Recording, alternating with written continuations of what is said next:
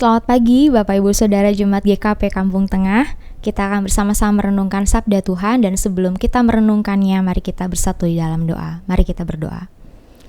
Tuhan Allah Bapa kami yang baik, terpujilah nama-Mu. Kami sungguh bersyukur kami boleh Engkau pelihara dan kami boleh Engkau bangunkan di pagi hari ini. Terlebih kami boleh diberikan kesempatan untuk mendengarkan sabda-Mu, sabda kebenaran firman-Mu yang boleh kembali menguatkan, menerangi langkah kaki kami. Berkatilah setiap apa yang hendak kami dengar, boleh seturut dengan kehendak-Mu, dan apa yang boleh kami renungkan pada saat ini boleh menuntun langkah hidup kami selanjutnya. Urapi setiap kami dengan Roh Kudus-Mu ya Tuhan. Urapi hamba-Mu dalam segala keterbatasannya, agar setiap kami boleh dimampukan untuk mengerti, terlebih dimampukan untuk melakukan dalam hidup kami sehari-hari. Di dalam nama-Mu Tuhan, kami telah berdoa. Amin. Mari Bapak Ibu Saudara kita membuka Alkitab kita. Mari kita membuka Keluaran pasal 17 ayat 1 sampai 7. Keluaran 17 ayat 1 sampai 7. Saya akan bacakan firman Tuhan bagi kita semua. Demikianlah firman Tuhan. Lembaga Alkitab Indonesia memberikan judul di Massa dan di Meriba. Kemudian berangkatlah segenap jemaah Israel dari padang gurun Sin, berjalan dari tempat persinggahan ke tempat persinggahan, sesuai dengan titah Tuhan. Lalu berkemahlah mereka di Rafidim, tetapi di sana tidak ada air untuk diminum bangsa itu. Jadi mulailah mereka itu bertengkar dengan Musa, kata mereka, "Berikanlah air kepada kami, supaya kami dapat minum." Tetapi Musa berkata kepada mereka, "Mengapakah kamu bertengkar dengan aku? Mengapakah kamu mencobai Tuhan?" Hauslah bangsa itu akan air di sana. Bersungut-sungutlah bangsa itu kepada Musa dan berkata, "Mengapa pula engkau memimpin kami keluar dari Mesir untuk membunuh kami, anak-anak kami dan ternak kami dengan kehausan?" Lalu berseru-serulah Musa kepada Tuhan, katanya, "Apakah yang akan kulakukan kepada bangsa ini? Sebentar lagi mereka akan melempari aku dengan batu." Berfirmanlah Tuhan kepada Musa, "Berjalanlah di depan bangsa itu dan bawalah beserta engkau beberapa orang dari antara para tua-tua Israel. Bawalah juga di tanganmu tongkat yang kau pakai memukul sungai Nil dan pergilah. Maka aku akan berdiri di sana di depanmu di atas gunung batu di Horeb. Haruslah kau pukul gunung batu itu dan dari dalamnya akan keluar air, sehingga bangsa itu dapat minum." Demikianlah diperbuat Musa di depan mata tua-tua Israel. Dinamailah tempat itu Massa dan Meriba, oleh karena orang Israel telah bertengkar, dan oleh karena mereka telah mencobai Tuhan dengan mengatakan, "Adakah Tuhan di tengah-tengah kita atau tidak?" Sedemikian jauh pemberitaan firman Tuhan yang berbagai setiap kita mendengarkan firman Tuhan dan melakukan dalam hidupnya sehari-hari. Haleluya.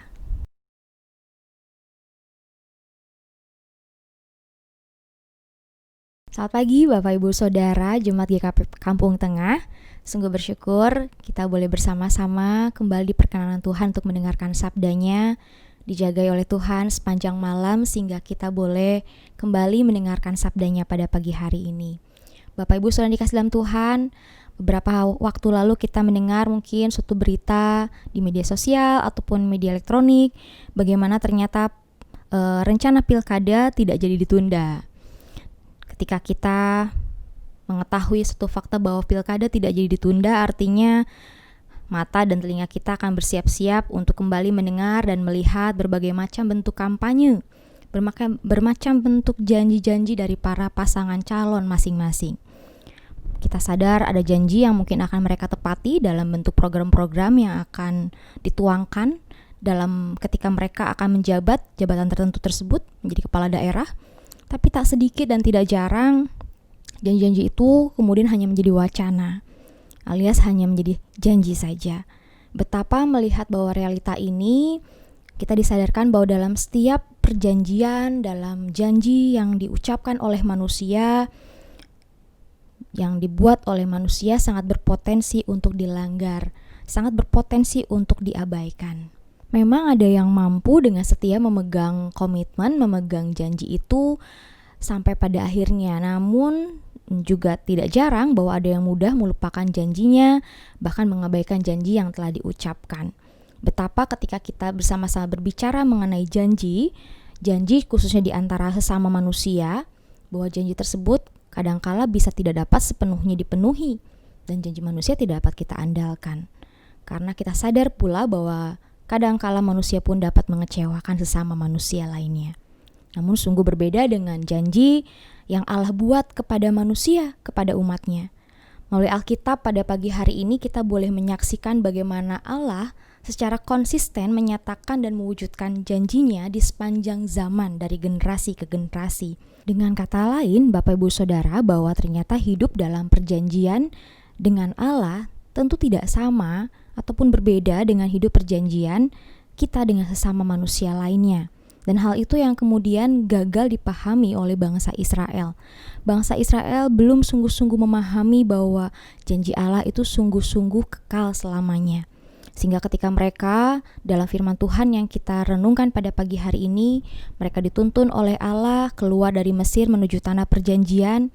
Dan ketika mereka boleh melewati berbagai tempat-tempat persinggahan, tibalah mereka di suatu tempat yang bernama Rafidim, yang dikenal suatu tempat yang tidak ada air di sana untuk dapat mereka minum. Maka paniklah mereka semua akan ketiadaan air tersebut. Minggu lalu dalam ibadah minggu kita boleh mendengarkan firman Tuhan bahwa bangsa Israel pun bersungut-sungut atas tiadanya makanan menjadi sumber makanan bagi mereka.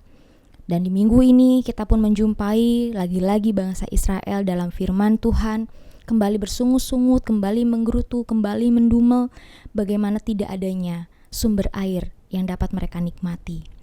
Bapak Ibu sudah dikasih dalam Tuhan, kalau dilihat dari respon Musa ketika dia berjumpa dengan Tuhan, berdoa, berkeluh kesah kepada Tuhan bahwa dia seolah-olah akan dilempari oleh batu oleh bangsa Israel, maka bisa dipastikan bagaimana desakan, tuntutan, amarah bangsa Israel itu tidak main-main. Bahwa saat itu Musa menghadapi sekelompok orang, suatu bangsa yang bernama Israel yang menganggap Musa itu bagaikan seperti seorang penjahat. Karena hukuman untuk merajam, melempar dengan batu adalah suatu hukuman kepada seorang penjahat pada zaman saat itu. Nah, Musa dengan kata lain di sini dianggap sama halnya seperti seorang penjahat. Nah, Bapak Ibu sudah dikasih dalam Tuhan, kenapa Musa dianggap sebagai layaknya seorang penjahat? Karena mereka melihat bahwa Allah dan Musa seolah sudah mengantar mereka masuk ke tempat yang penuh dengan kesulitan, bukan dengan segala yang mudah, yang baik.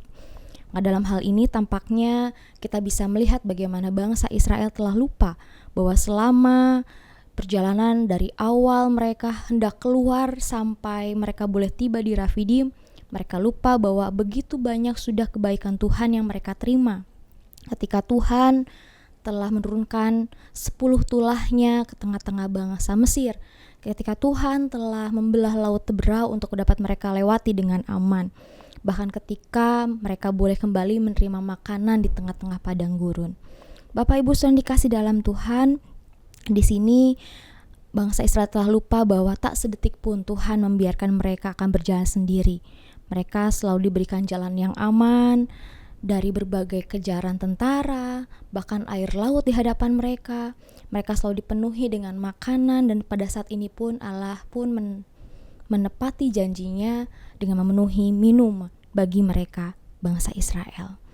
Para ibu, bapak, ibu saudara yang dikasih dalam Tuhan, dari sikap bangsa Israel yang bersungut-sungut kepada Musa, kita bisa melihat bahwa mereka sungguhnya tidak percaya sepenuh hati kepada kuasa Tuhan. Mereka tidak sungguh-sungguh betul bahwa Allah pun mampu memenuhi janjinya ketika mereka tiba di Rafidim. Allah yang telah menuntun mereka dari Mesir sampai Rafidim, Allah yang mereka tidak juga percaya bahwa Allah pun mampu memenuhi kebutuhan air mereka di Rafidim. Hal ini menunjukkan bagaimana seolah-olah bahwa pemeliharaan, kebaikan Allah selama perjalanan mereka dari awal sampai Rafidim itu tampak terhapus begitu saja, terlupakan begitu saja oleh masalah ketiadaan air. Apa yang bangsa Israel alami, rasa haus yang mereka rasakan, itu memang sungguh sangat manusiawi sehingga mereka merasakan kehausan dan kemudian mereka bersungut-sungut. Namun tentu tidak dapat dibenarkan bahwa mereka pun kemudian akhirnya saling bertengkar, bahwa mereka lupa bahwa bukan hanya seorang diri yang merasakan kehausan, satu bangsa bahkan Musa sekalipun merasakan hal yang sama. Bahkan sebuah tafsiran pun mengatakan, Bapak Ibu Saudara menuliskan bagaimana sebenarnya Apa yang dirasakan oleh bangsa Israel, sungut-sungut mereka kepada Tuhan dan kepada Musa adalah suatu bentuk ketidakpuasan yang sangat subjektif. Bukan rasa haus yang menjadi pusat dari ketidakpuasan ataupun sungut-sungut bangsa Israel kepada Tuhan. Tapi karena sebenarnya dalam hati bangsa Israel sendiri mereka ragu, tidak percaya bahwa Tuhan punya rencana yang lebih baik daripada mereka boleh tinggal di bangsa Mesir sendiri. Mereka ragu bahwa Tuhan mampu mengeluarkan mereka dari Mesir dengan selamat. Kalau kita mau menarik ke belakang, melihat lebih dalam lagi mengenai sejarah bangsa Israel, seluruh perjalanan bangsa Israel dari Mesir sampai menuju tanah Kanaan tidak bisa lepas dari perjanjian antara Allah dengan Abraham pada saat itu. Ketika Allah datang, memilih Abraham untuk menjadi bapa orang percaya, Allah menyatakan berkat-Nya bagi Abraham, lalu kemudian Abraham pun menyambut janji Allah itu dengan iman dan ketaatan yang penuh dengan suatu tanda sunat. Namun beratus tahun kemudian, satu bangsa yang Allah cintai, bangsa Israel, justru tidak datang dengan sungguh-sungguh memberikan hatinya kepada Allah. Bahkan berkali-kali bangsa Israel gagal untuk setia, bahkan memilih untuk menyembah dewa-dewa ataupun Baal ketika mereka hadir di tanah Mesir.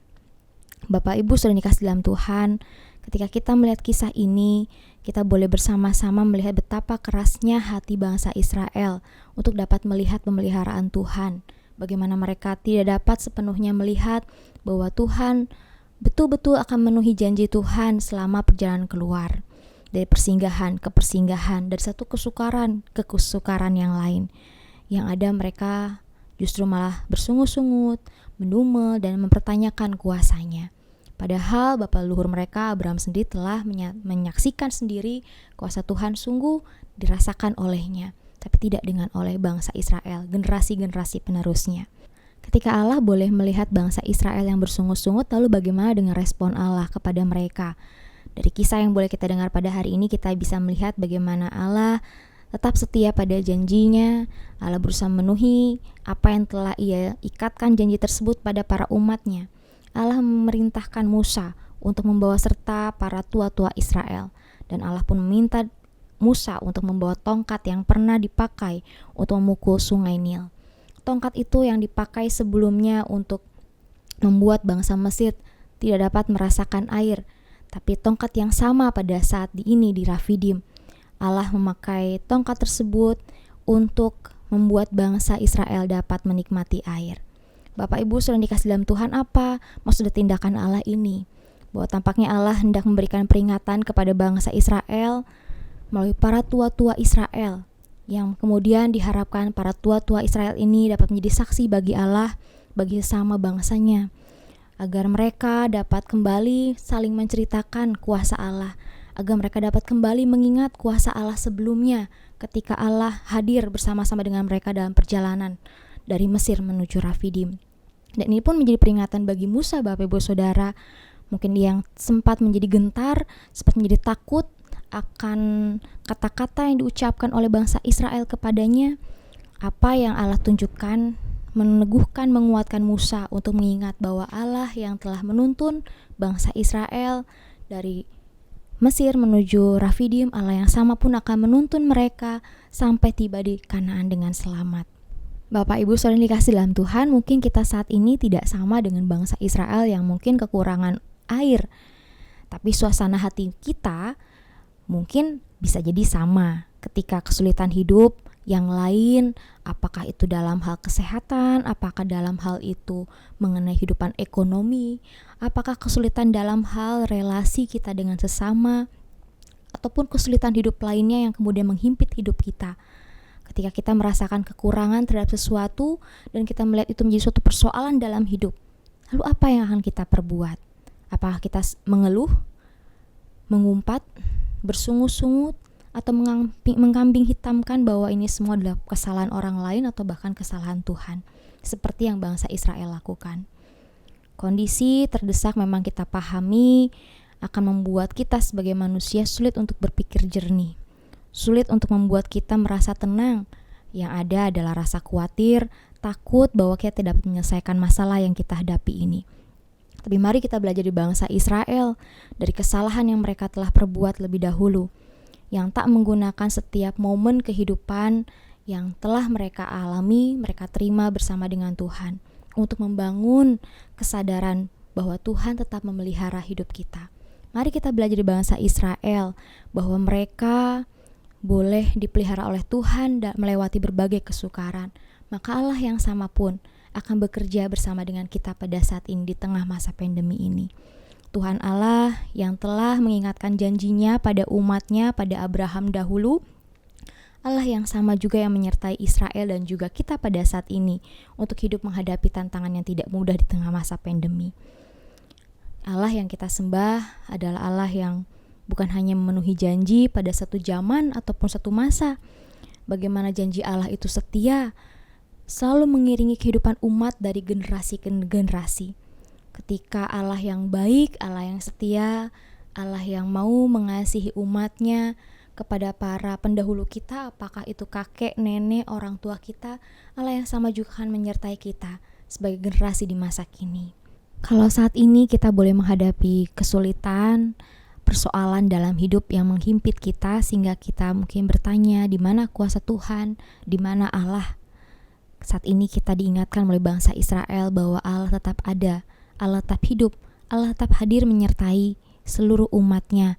Allah tetap memenuhi janjinya untuk senantiasa menyertai kita dari generasi-generasi, dari kesulitan demi kesulitan. Malah kalau kita mau jujur Bapak Ibu Saudara, justru kitalah yang kadangkala kita mudah berpaling menjauh daripada Allah.